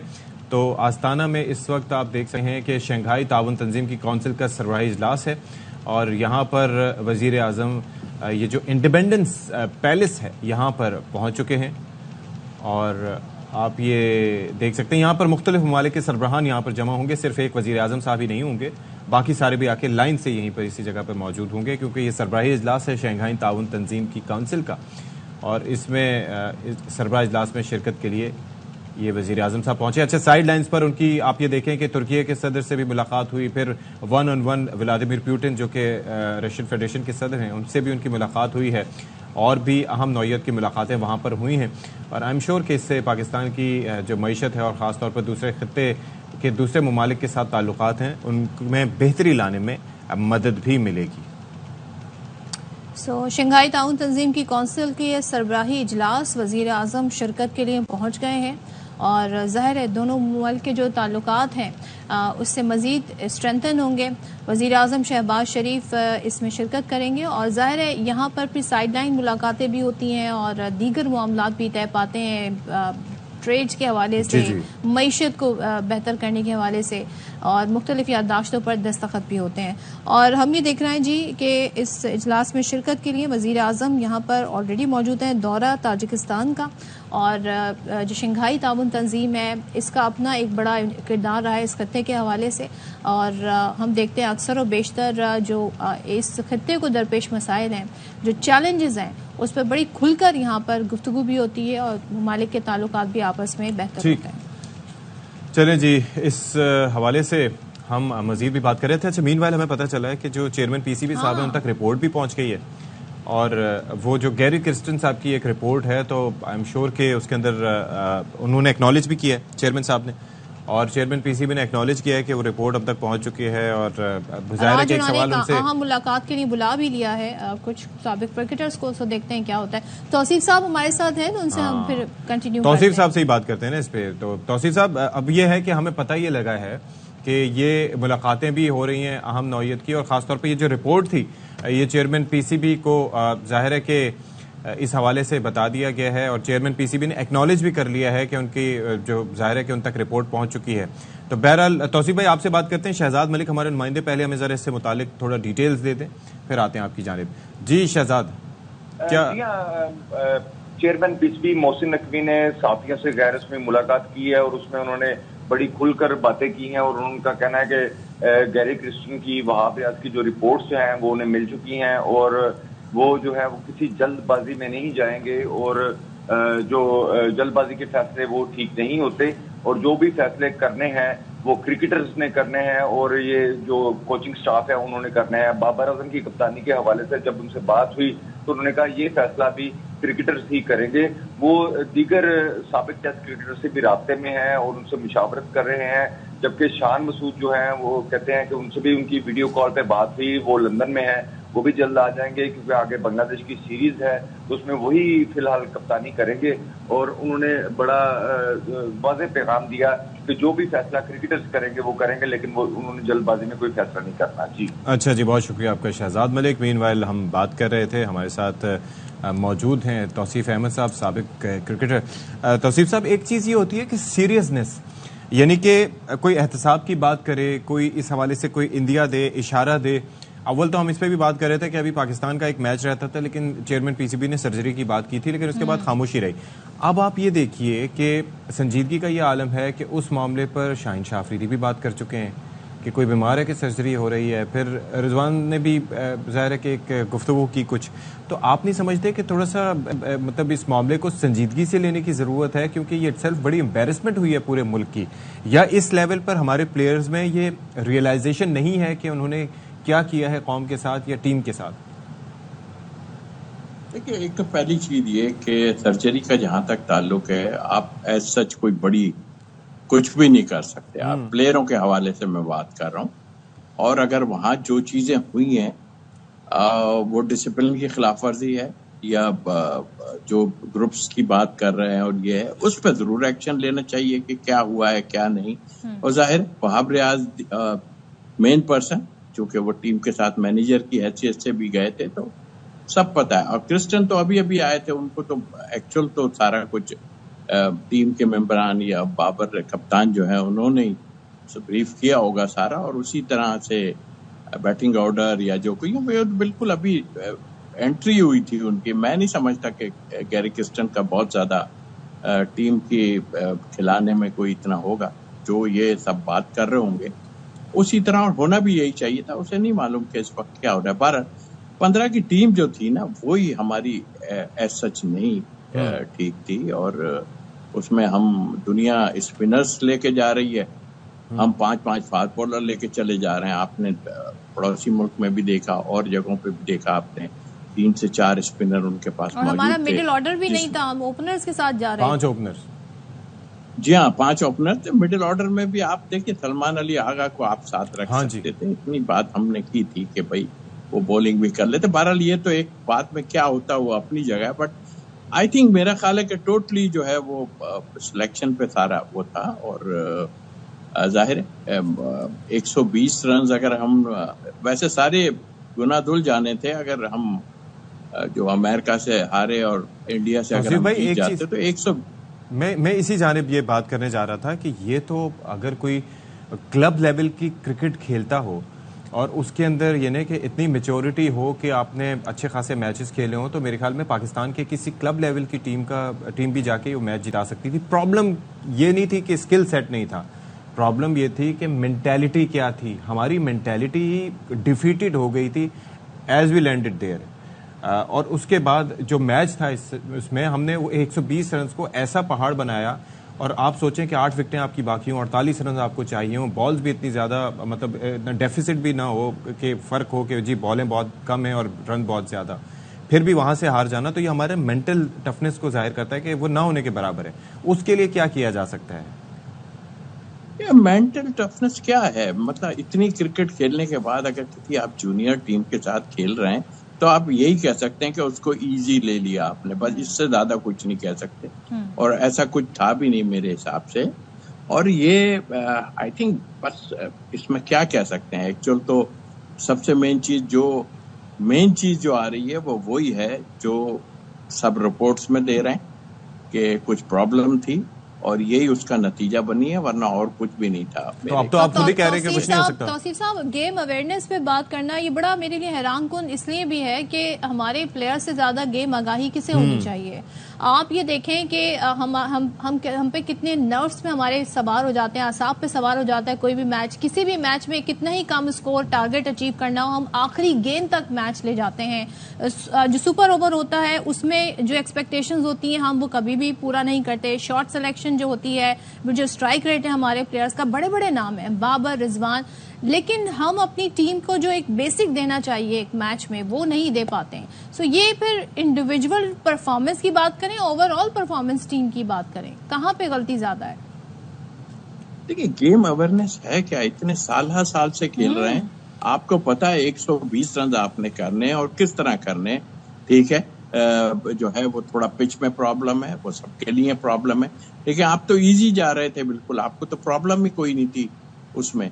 तो आप सिंगल्स पे चले जाते खाली, और जिस तरह अब अल्फाज तो बड़े कड़वे से लगेंगे लोगों को, मुझे लगता है कि आमिर और अम्माद ने अपने इतने साल बाहर रहने का पाकिस्तान से बदला ले लिया, और जिस तरह की उन्होंने बैटिंग की है अम्माद ने, और जिस तरह 18-19 रन दिए सुपर ओवर में, तो वहां जाके हम बिल्कुल ही गिर गए, और जाहिर नतीजा फिर यही आना।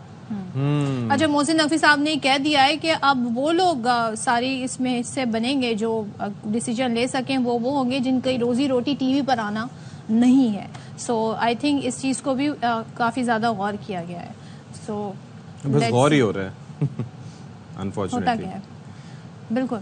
Thank you so much Tauseef साहब, गुफ्तगू करने के लिए हमारे साथ मौजूद थे। और जाहिर है ये बड़ा तकलीफ देती है बात के टीम को गेम अवेयरनेस नहीं है, और फिर जिस तरह हमने परफॉर्मेंस दी, गली मोहल्ले की क्रिकेट सॉर्ट ऑफ परफॉर्मेंस, अगर गली मोहल्ले की क्रिकेट में भी ये हाल नहीं होता। आप यकीन करें कि बड़ा टैलेंट पाकिस्तान में मौजूद है, जो लोग खेल रहे होते हैं वो बड़े टैलेंटेड बच्चे होते हैं और अच्छा परफॉर्म कर रहे होते हैं। अच्छा, मोहसिन नकवी साहब की जो सारे मामलात हैं, जो उन्होंने गैरी क्रिस्टन की रिपोर्ट पर अपना रद्द-ए-अमल दिया है, वो भी ज़रा आपको बताएं कि उस हवाले से डिटेल्स भी हमारे पास सामने आ रही हैं। तो मतलब अब ये है कि क्रिकेटर्स के साथ खैर वो वहाब रियाज वाले इंसिडेंट एक अपना था, लेकिन हारिस रऊफ के साथ जो हमने देखा था अमेरिका में जो वाकया पेश आया था, उस पर भी उन्होंने अपना रद्द-ए-अमल पेश किया है। साबिक क्रिकेटर ने बड़ी मेहनत से बेहतरी के लिए तफसीली रिपोर्ट दी है। ये कहते हैं मोहसिन अफारमा हुए यहाँ तो भाई आवे का आवा ही बिगड़ा हुआ है।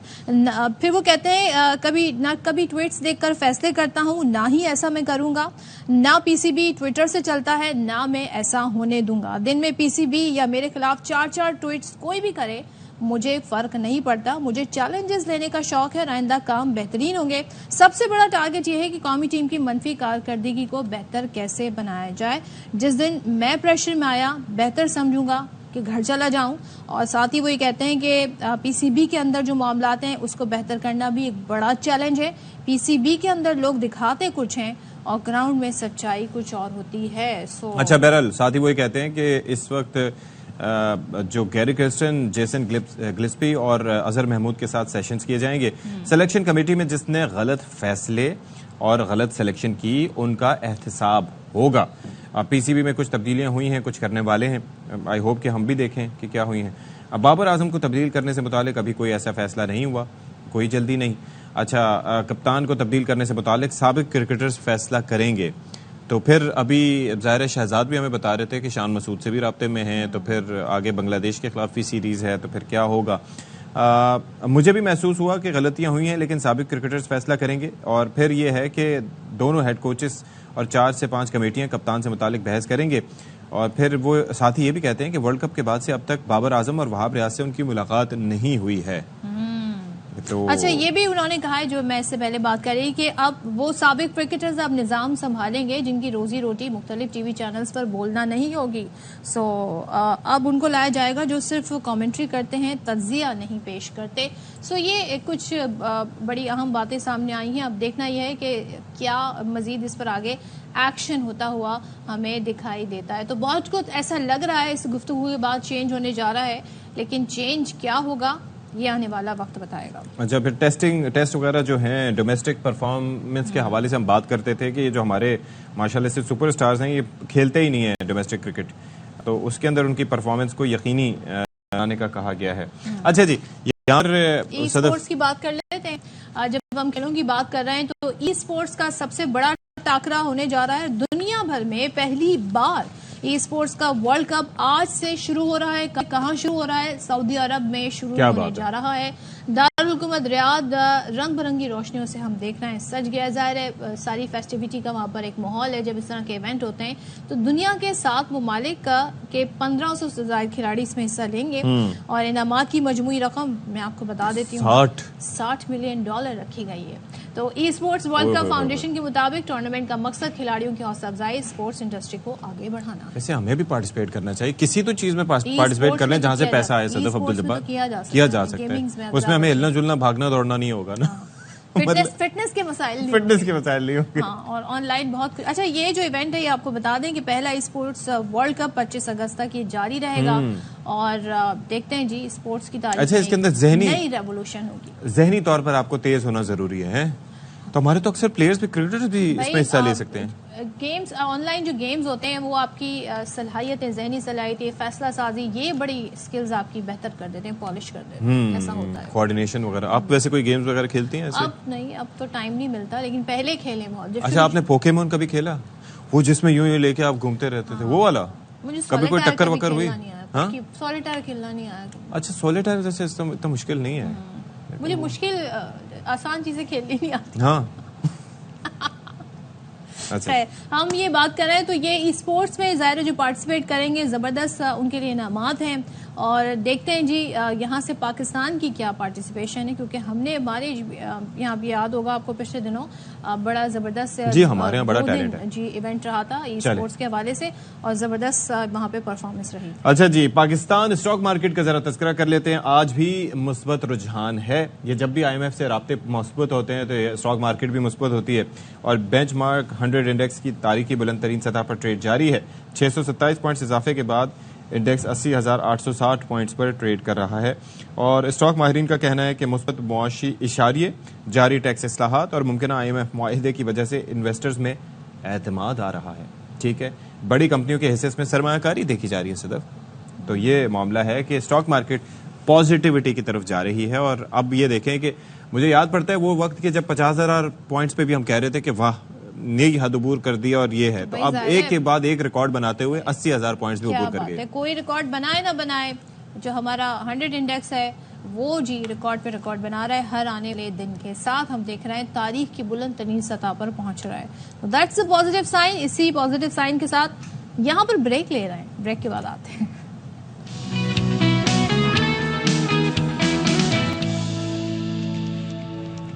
अच्छा, वैसे हम हर चीज़ को ग्लोरीफाई करके बयान करते हैं। आए मौसम रंगीले सुहाने, ठीक है, मौसम रंगीले सुहाने के साथ हब्स भी आता है, फिर उसके बाद जनाब जो बारिशें ज्यादा होती हैं तो सैलाब भी आते हैं। हाँ। ये आइडियल सिनेरियो मेरे ख्याल में सिर्फ ये पहाड़ी इलाकों में होता है कि फिल्मों की हद तक या फिल्मों की हद तक जब उसमें कोई अच्छा सा सॉन्ग उन्होंने ऐड करना होता है तो फिर वो कह देते हैं जब बहती नदियां जोर करे मेरा दिल मिलने, शोर करे मेरा दिल मिलने को। यहाँ पर बहती नदियां शोर करती है तो फिर साथ में घरों को बाहर ले जाती है। बिल्कुल, और बड़ा कहते हैं ना नुकसान होता है।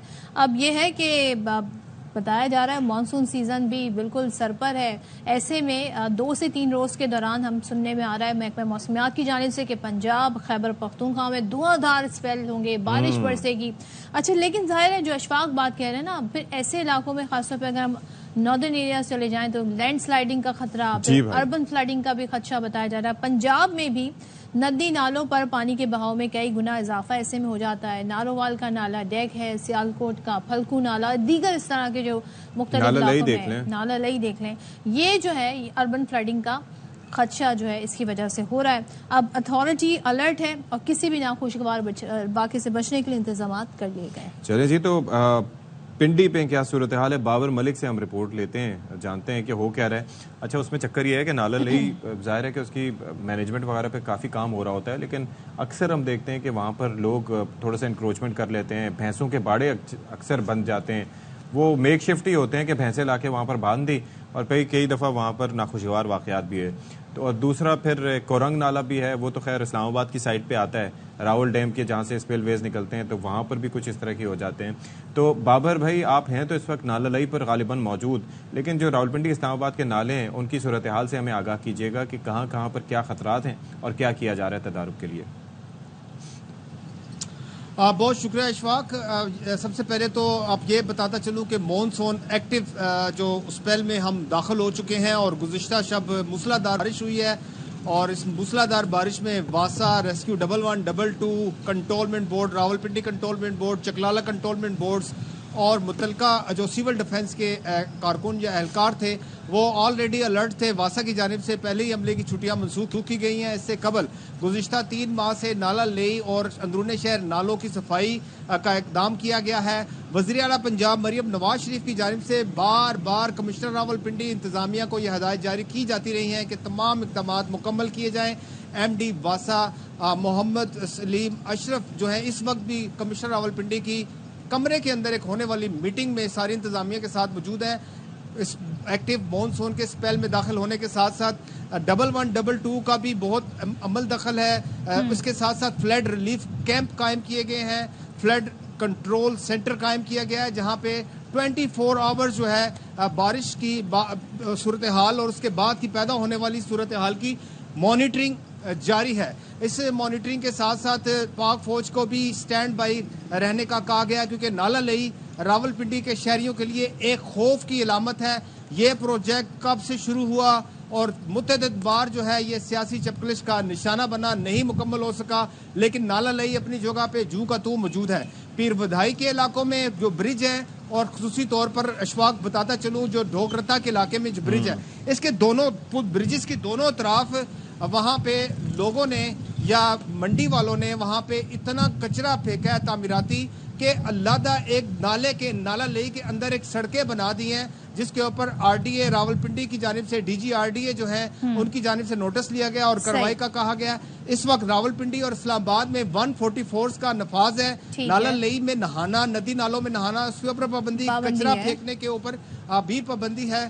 सूरत हाल जो है वो 24 आवर्स मॉनिटर की जा रही है और 24 आवर्स मॉनिटरिंग की जा रही है। और बाबर, बिल्कुल Babar, thank you so much. Babar हमें आगाह कर रहे थे सारी सूरत हाल से। अब ज़ाहिर है ये तो हमारे रिपोर्टर बता रहे हैं कि क्या इंतजाम किए गए, लेकिन ये भी ज़रा जानना चाहेंगे क्योंकि जब तमाम तरह जो इदारे इससे रिलेटेड होते हैं वो आपस में इनकी कोऑर्डिनेशन होती है, इन्हें आइडिया होता है कि कौन से अजला ज़्यादा मुतासर हो सकते हैं, कहाँ ज़्यादा अलर्ट रहने की ज़रूरत है। तो हमारे साथ मौजूद हैं director general PDMA Punjab Irfan Ali Katia साहब।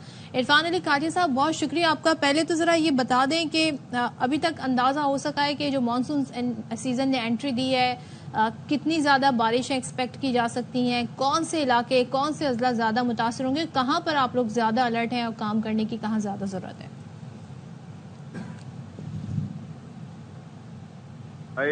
पूरा जो मंथ है इसमें हमें प्रेडिक्शंस इसी तरह की प्रोजेक्शंस की गई हैं जिसमें शदीद बारिशें वो प्रेडिक्टेड हैं और ख़ास तौर पे जो हमारा नॉर्थ है और सेंट्रल रीजन ऑफ पंजाब इसमें भरपूर बारिशों का वीक 1 और वीक 4 ऑफ जुलाई इसमें ज्यादा बारिशें हैं और माइल्ड बारिशें हैं वीक 2 और वीक 3 में। तो अभी जैसे आपने देखा कि लाहौर में एक बड़ी बारिश ऑलरेडी विटनेस की है, कल से पिंडी, गुजरांवाला इन डिवीजन्स में भी बारिश हमारी हो रही है। तो इसी तरीके से ये रेन्स का सिलसिला थ्रू आउट जुलाई ये हमारा साथ साथ रहना है।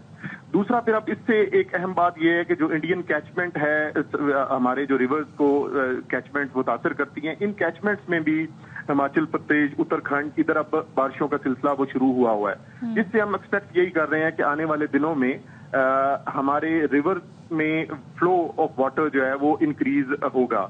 लेकिन बाय नाउ अल्हम्दुलिल्लाह डाउन स्ट्रीम मराला देखें आप, बाकी हमारा इंडस को देखें, जेलम में देखें, तो अभी तक फ्लोज उस तरीके से जैसे एक्सपेक्ट किए जा रहे थे अभी तक वो नहीं बढ़ रहे। तो इसका मतलब यही है कि बेशक इस साल की प्रोजेक्शन ये जरूर है कि जो हमारा ये 90 डेज हैं जुलाई, अगस्त और सितंबर के, इनमें above normal 30% above normal rainfall है। लेकिन अगर अल्लाह ताला ने चाहा और ये रेनफॉल स्कैटर्ड और इसी तरह इंटरवल्स के साथ होती रही तो इंशाल्लाह इससे न सिर्फ हमारे रिजर्वायर्स को फायदा होगा बल्कि किसानों को आगे चावल की फसल और उनके लिए पानी की दस्तयाबी का भी वो अमल होगा।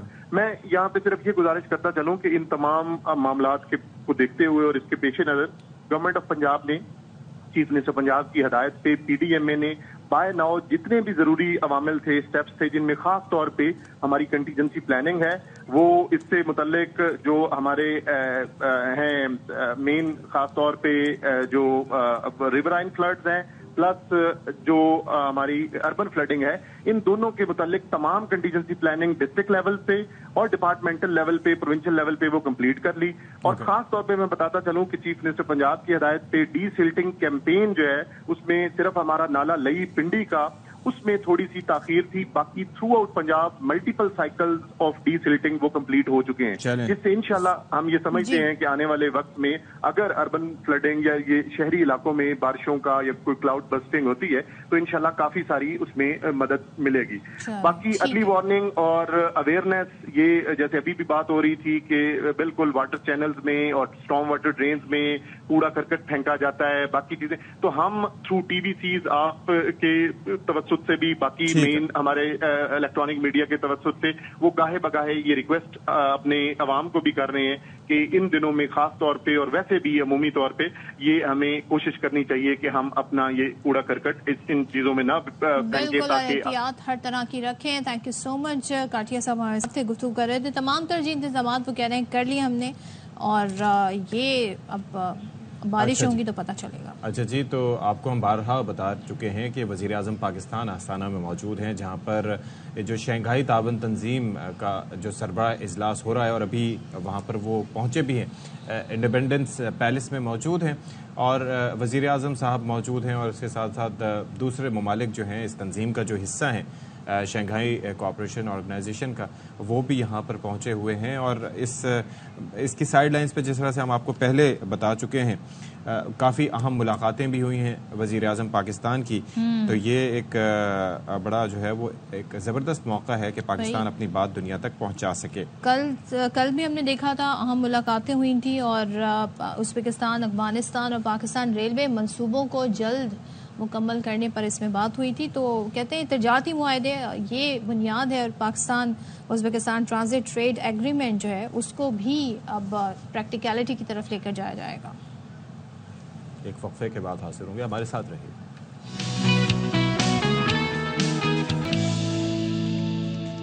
और जी अब आ गया मेरा फेवरेट टॉपिक, कहने वाली थी आपका फेवरेट टॉपिक जी। तो बॉक्सिंग में जनाब आप पाकिस्तानी प्लेयर्स जो हैं वो अपनी धाक बिठा रहे हैं। आप ये देखें रिसोर्सेज ना होने के बराबर हैं, लेकिन उसके बावजूद भी हमारे जो बॉक्सर्स हैं वो दुनिया की मुख्तलिफ ममालिक में जाकर अच्छा परफॉर्म करें। उस्मान वज़ीर उनमें से एक ताज़ा हवा के झोंके की तरह हैं कि उन्होंने एक और बड़ा टाइटल अपने नाम कर लिया और बैंकॉक में ये ऑर्गेनाइजेशन, एक वर्ल्ड बॉक्सिंग ऑर्गेनाइजेशन की फ़ाइट थी, 13वीं फ़ाइट थी और थाईलैंड के हरीफ को, जहाँ पर थाईलैंड में बचपन से ही इस पे काम हो रहा होता है एथलेटिक्स पे और फाइट्स वगैरह पर, लेकिन उन्होंने तीसरे राउंड में अपने हरीफ को नॉकआउट किया और मुकाबला जीत लिया। अच्छा, ये world youth title, Asian title और इसके साथ साथ मिडिल वेट टाइटल भी जीत चुके हैं, लेकिन माली वसाइल ना होने की वजह से he'll have problems। हम देखते हैं हमारे जो दीगर खेल हैं वो बड़े निगलेक्ट हो रहे होते हैं, हालांकि हमारे प्लेयर्स जो हैं, हमारे जो एथलीट्स हैं वो बड़ा इसमें नाम बना रहे हैं। तो उस्मान वज़ीर की कामयाबियों का सफ़र जारी है, लेकिन उनसे हम इससे बाहर से बात कर लेते हैं कि फैसिलिटीज़ क्या हैं और आगे के ज़ाहिर गोल्स क्या हैं। तो उस्मान वज़ीर बॉक्सर हमारे साथ मौजूद है, थैंक यू सो मच। और बॉक्सिंग चैम्पियनशिप में आपने बड़ा कहते हैं ना ज़बरदस्त खेल पेश किया, आपको पहले तो मुबारकबाद हो बहुत। ये बताइएगा मुसलसल 13वीं फाइट जीत कर कैसा महसूस होता है जब बैक टू बैक? अस्सलाम वालेकुम, आप सबको भी मुबारक हो। और डेफिनेटली मुझे एक तरफ अपनी 13 फाइट जीतने की खुशी है, मैंने अपना रिकॉर्ड बरकरार रखा, अनडिफीटेड हुआ, और दूसरी तरफ मुझे दुख ज़्यादा है कि मैं अपना वर्ल्ड यूथ टाइटल नहीं बचा सका, जो कि मैं पाकिस्तान का first ever world youth champion था। जैसे अभी आप लोग डिस्कस कर रहे थे क्रिकेट के बारे में और उसका वर्ल्ड कप, उसका एशिया कप, देखें मुझे इस बात का बहुत दुख है इस कंट्री में कि लाइक ऑलरेडी मैं एशिया कप, जैसे आप लोग एशिया कप कहते हैं, मैं एशिया टाइटल जीता हुआ था, उसे मैं डिफेंड 1 दफ़ा किया, 2 दफ़ा किया, सपोर्ट नहीं मिली, मुझे वैकेंट करना पड़ा फाइनेंशियल। उसके बाद मिडल ईस्ट कप था, मिडल ईस्ट टाइटल मैं जीता हुआ था वर्ल्ड बॉक्सिंग काउंसिल का, उस पर मुझे सपोर्ट नहीं मिली, वो भी मुझे वैकेंट करना पड़ा। इसी तरह एक मैंने 9 साल मतलब मेहनत करके वर्ल्ड कप जीता था यूथ का, उस पर भी मुझे फाइनेंशियल सपोर्ट नहीं मिली। अच्छा, मुझे ये वो बात वैकेंट करना पड़ा। उस्मान, एक चीज़ ये है कि हम यही रोना रोते हैं because we understand boxing as a sport के वहाँ पर सैंक्शनिंग फ़ी जो होती है वो बहुत ज़्यादा होती है and you need a sponsor for that. करोड़ों रुपया भरना आसान काम नहीं होता। और आप ये देखें कि पाकिस्तान की जानिब से एक बरतानवी निजात हमारे जो बॉक्सर थे आमिर खान, उन्हें सक्सेस मिली। उसकी रीज़न ये थी कि वो बरतानवी शहरी थे, वो वहाँ से उनको माली सपोर्ट और वो मिल जाती थी, plus he was well of. यहाँ पर वसीम के साथ आपसे पहले क्या हुआ कि he was good enough, he was falcon, he was very good, he was tough, लेकिन उनकी फाइट्स वगैरह अक्सर नहीं हो पाती थी। रीज़न यही जो आप अभी फेस कर रहे हैं। तो ये ज़रा हमारे नाज़रीन के लिए एक्सप्लेन कीजिएगा कि ये सैंक्शनिंग फ़ी होती क्या है, कितनी देनी पड़ती है एक टाइटल फाइट के लिए, और अभी ये जो आपसे वापस लिया गया है टाइटल या आप नहीं पार्टिसिपेट कर पाएंगे उसके रीज़न क्या है, ताकि अरबाब इख्तियार भी समझ सकें। देखें, ऐसा ही है जैसे कि मैं 9 साल मेहनत की, मेरा एक ड्रीम था कि वर्ल्ड यूथ टाइटल जीतूं, क्योंकि पाकिस्तान में प्रोफेशनल बॉक्सिंग न्यू स्पोर्ट्स है। तो उसमें फिर मैंने यहाँ तक मैं पहुँचा, फिर मुझे अनाउंस किया गया कि हम आपको स्पॉन्सर करेंगे वर्ल्ड यूथ टाइटल फीस, वो नहीं मिले। 2 साल हो गए जितने भी अनाउंसमेंट हुआ आज तक हमें वो मिले ही नहीं। और उसके फिर जो आप सैंक्शन फीस की बात करना, पता है बॉक्सिंग एक एक्सपेंसिव स्पोर्ट्स है। जैसे आपने सऊदीया देखा होगा, रियाद सीजन हो रहा है, वहाँ पे क्रिस्टियानो रोनाल्डो को लेके आ रहे हैं, बड़े बड़े सुपरस्टार्स आ रहे हैं, बॉक्सिंग की फाइट्स हो रही हैं। वो $100 मिलियन की फाइट हो रही है, $50 मिलियन की फाइट हो रही है, 30 मिलियन, 80 मिलियन। तो वहाँ पे आप पता है जो कोचेज होते हैं उनकी फीस $10,000, $15,000 होती है अच्छे कोच की, अगर आप अच्छे लेवल पे खेल रहे हो। आपकी सैंक्शन फीस है, आपके प्रोमोटर की फीस है, आपके मेडिकल है, आपके टीम का ट्रैवलिंग है, कॉस्ट है, तो सब कुछ मिला के आपका अच्छा खासा $30,000-40,000 आपके फाइट पे लगते हैं। अगर आप कोई टाइटल खेल रहे हैं, वर्ल्ड टाइटल हो या कोई बड़ा टाइटल हो, तो उसमें तो और ज़्यादा है। तो यानी कि करोड़ों रुपए लगते हैं। अफसोस ये है, डेफिनेटली करोड़ों रुपए हैं। और मुझे देखें दुख है, हर बंदे को अपॉर्चुनिटी मिली, वो एक कंट्री छोड़ के चला गया पाकिस्तान। आपको पता है हमारे पास एक ही ब्रॉन्ज मेडल था हमारी हिस्ट्री में पाकिस्तान के पास ओलंपिक में बॉक्सिंग में।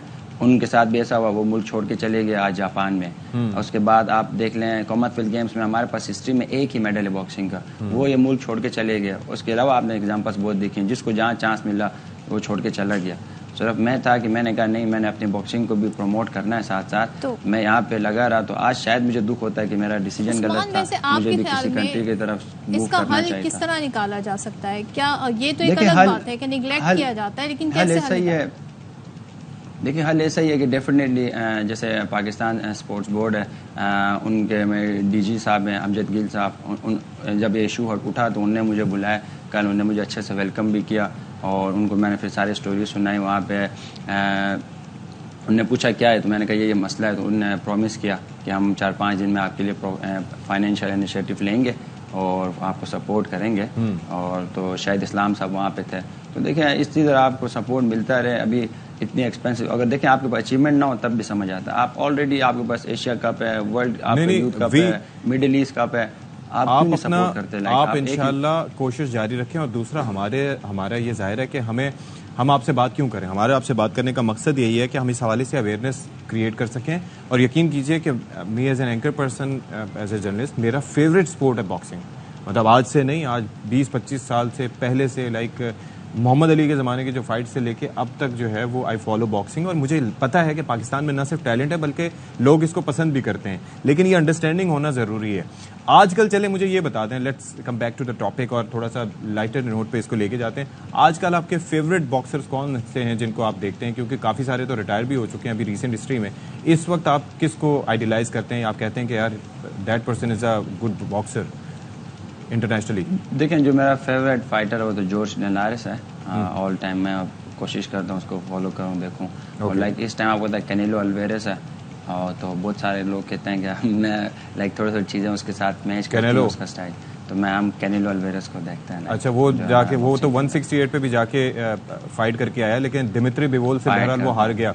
और Bivol itself is a very good fighter आजकल। और इसके अलावा ये जो वेट डिफरेंस हो और इतना प्रेशर हो तो समटाइम्स हो जाता है। अच्छा, और क्राफोर्ड और इसके अलावा ये बाकी जो है वो जेवॉन्टे डेविस या फिर लोमाचेंको, इनके बारे में आपकी राय क्या है? टैंक डेविस बहुत अच्छा है, लोमाचेंको तो बहुत टेक्निकल है, और टैंक डेविस इस टाइम फेवरेट जा रहा है सबका, क्योंकि हार्ड हिटर है। और जो लाइक अच्छे चैंपियंस थे, वर्ल्ड चैंपियन, उन्होंने सबको बीट किया है और नॉकआउट करके बीट किया है। और क्राफोर्ड को भी अच्छा देखा जा रहा है, like he is the ultimate best. Crawford तो बहुत अच्छा टेक्निकल है और लाइक ये कि कुछ ऐसे हैं फाइटर्स बहुत टेक्निकल अच्छे हैं मगर वो लोग उनको मतलब पसंद नहीं करता।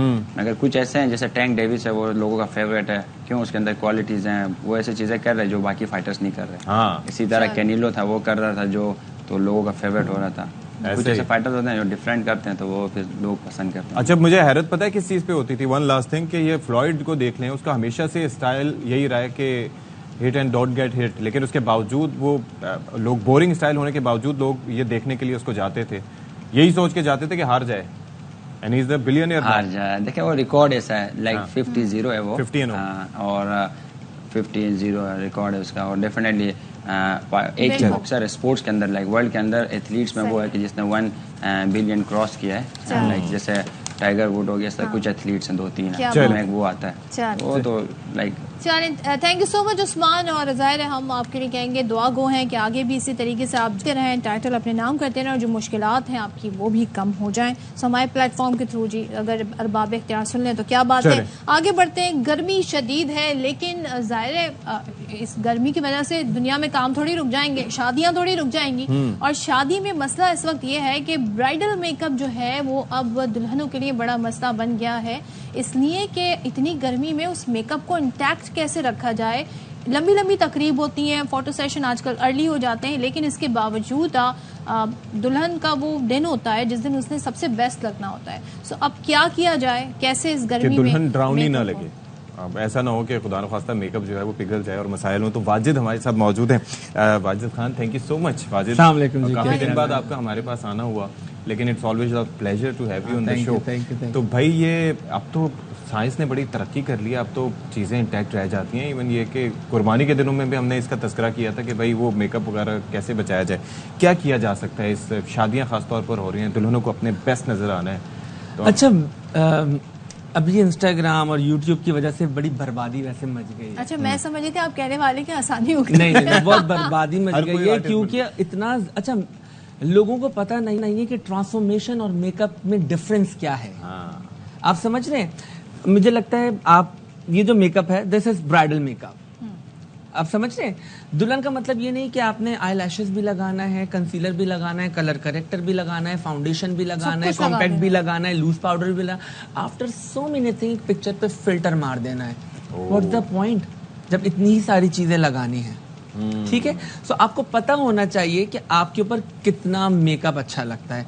अगर आपके ऊपर एक सिर्फ लिपस्टिक अच्छी लगती है तो वो आपका मेकअप है।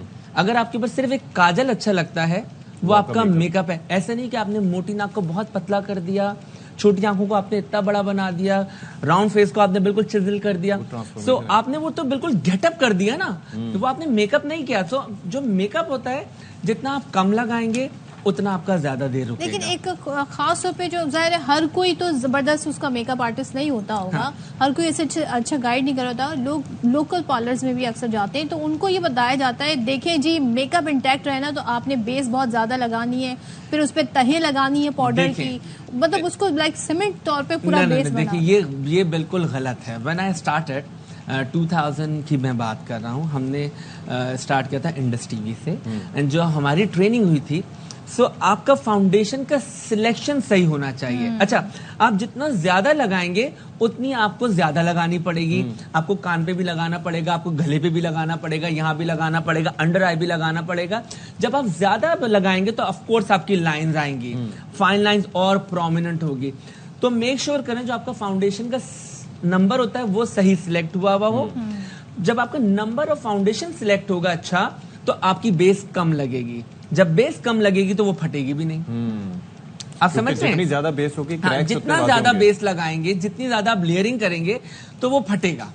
जितना आप कम वाली बात हो, हाँ, जितना आप कम लगाएंगे आपकी नंबर ऑफ सिलेक्शन फाउंडेशन का सही होना चाहिए। ठीक है, अकॉर्डिंग टू वेदर। हाँ बिल्कुल।